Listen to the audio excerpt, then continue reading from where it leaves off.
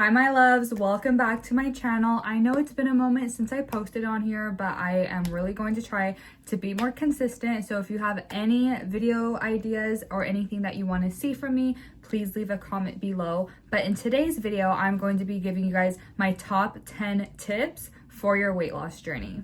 If you guys are new here, my name is Natalia. I have lost a total of 137 pounds. I am a personal trainer / weight loss coach, and for a living, I help women lose weight. Grab your water, grab your coffee, grab your tea, and let's get right into it.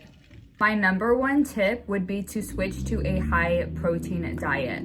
So what I consider to be high protein is 30% of your calories to 40% of your calories are coming from protein. If you guys need help with counting your protein, I can definitely do that in another video, but you can use an app like MyFitnessPal or Lose It. Make sure that you also have measuring cups and a food scale. That way you can weigh things out, measure things out, and then log them in whatever app you are using to track your calories and your macros. The reason why I recommend a high protein diet is because it will keep you full longer. You will be feeling more satisfied. We also burn calories through digesting our food, and protein burns the most calories when it comes to all the macronutrients.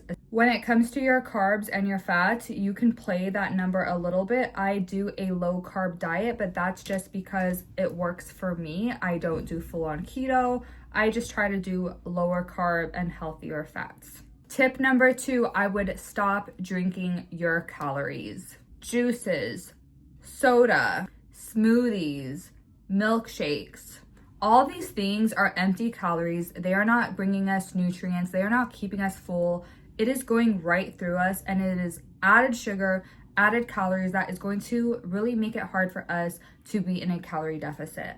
The only time I really drink my calories is when I am doing a iced protein coffee. And even if I do a regular iced coffee, I will opt for either non-fat milk or almond milk. Number 3, before focusing on high intensity cardio, I would make sure that you guys are increasing your steps. I believe the average person only walks between 3,000 and 4,000 steps. That is pretty much a sedentary lifestyle. I would make it a goal to be over 10,000 steps every day. Of course, that can be a reach if you're only getting under 3,000 steps. So make mini goals for yourself until you get to about 10,000 steps. Instead of driving my son to school, I will try to walk. I try to walk as much as I can around the house. Even when I'm checking emails, I could easily just be sitting here checking my emails, but I'm making a point to move my body all day.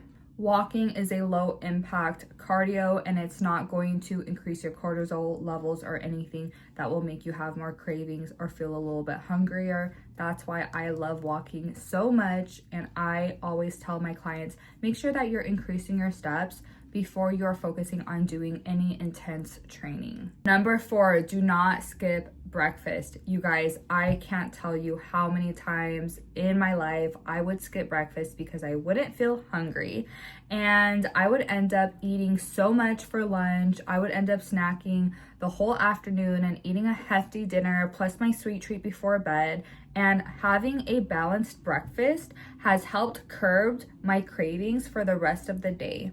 I was someone who would wake up and I would not feel hungry at all. I would just maybe have my coffee and that's it. And I wouldn't eat anything until afternoon, like after 12 or after 1 o'clock. I now start my day off with high protein and some healthy fats. I try to stick to low carb. Sometimes I will have a muffin, but I'm really focusing on things like eggs, avocado, turkey bacon, chicken sausage, things like that, instead of pancakes, waffles, sugary cereal. And I've noticed since I started doing that, my cravings for the rest of the day are very minimal. Now, when I wake up in the morning, I actually feel hunger as soon as I wake up. And when that first started happening, it was kind of alarming to me because I was like, what's going on? Like, I've never felt this before, but that is a sign that my metabolism is healthy, and I just make sure that I have a square, nutrient-dense breakfast every day. Next tip, I believe this is on 5. This is going to be specifically for my girlies who drink iced coffee, which I feel like is a majority of us. Before you have your coffee in the morning, make sure you have a glass of water and eat breakfast. If you do have a vitamin regimen, make sure you even take your vitamins before you're having your coffee. Research does show that waiting 2 hours in the morning before having any type of caffeine helps your overall health and wellness. Make sure you're drinking your water, make sure you're eating your breakfast, and then just have your caffeine a little bit later. I promise you guys, this is going to help so much. Number 6, join some sort of community group or support group. You can find them on Facebook, you can find them on Discord, or if you have any friends who are also on a weight loss journey, you can do accountability check-ins with them. My support group is pretty much on Discord, and also, of course, my Instagram and my TikTok. I have a huge community on there, and having a sense of community and just knowing you're not alone in this, because let's be honest, being on a weight loss journey can feel extremely lonely, and it can be really unmotivating when you're feeling alone. Having those people that you can check in with and they check in with you, I promise you guys, it will take you so far. Number 7, build some muscle. Having more muscle on your body is going to help increase your metabolism so much. And I wish more women would put as much effort into losing body fat as they would gaining muscle, because that is going to help you burn more calories. That is going to keep the integrity of your metabolism. That way, when you do get to your ideal weight or ideal body fat percentage, you aren't having to eat like a little bird in order to keep your physique. Because if it's a struggle for you to maintain the weight that you're at, that's probably not a good thing. I never wanted to be one of those girls that would have to stick to 1,200 calories every single day to maintain my weight. I wanted to be able to eat as much as I wanted without gaining weight. And that is why I'm really big on building muscle. You don't need a gym membership to build muscle. You can do body workouts at home. You can just get a pair of dumbbells and some bands and do some stuff at home. You can do Pilates. There are so many ways that you can build muscle. I prefer weightlifting. I'm actually into bodybuilding right now. I'm hoping maybe next year I could do my first ever show.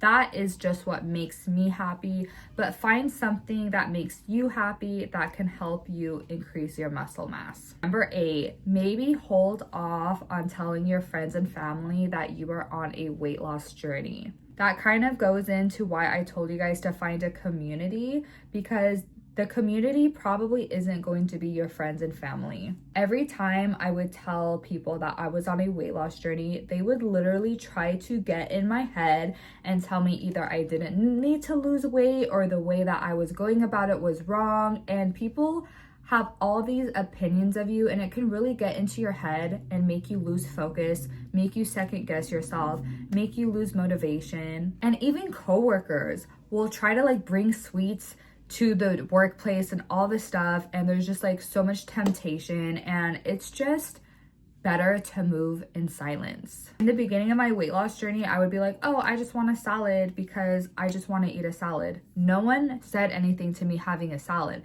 but if I said I want a salad because I want to lose some weight, they would be like, girl, just live your life. It's okay to order blah blah blah. It's okay to have this, one meal won't kill you. And it really, I would be like, yeah, you're right. And then I would kind of go back on my own diet, and I would make decisions and choices that I didn't want to make because I felt kind of peer pressured. That's my tip. But if you're someone that you don't give into peer pressure and you can stay focused regardless of what people are telling you in your ear, good for you. But unfortunately, that was not the case for me. So that is another tip I wanted to share with you guys. And by the way, this is in no particular order. I think all these things are pretty important. My last tip would be to find lower calorie alternatives to all the same things that you love, instead of feeling like you have to cut off all these things in order to lose weight. My entire weight loss journey, I have still ate the same things that I crave and that I love. I have just found new ways to make them. I don't believe in cutting anything off completely in order to lose weight, because I don't think that's sustainable, and we are in this as a lifestyle, not another fad diet. I do my Quest chips, I do my low carb tortillas, I do my low fat cream cheese, I do my low fat regular cheese. There are so many things that I have made swaps where I feel like I'm not necessarily eating less, but I am consuming less calories. So in the end of the day, I was able to lose more weight that way. Those are all my tips for today's video. Thank you guys so much for watching. Please like this video, leave a comment below, and subscribe to my channel for more weight loss tips and overall health and wellness, self-love, all the beautiful things under the sun. I love you guys so much, and I will see you guys in my next video.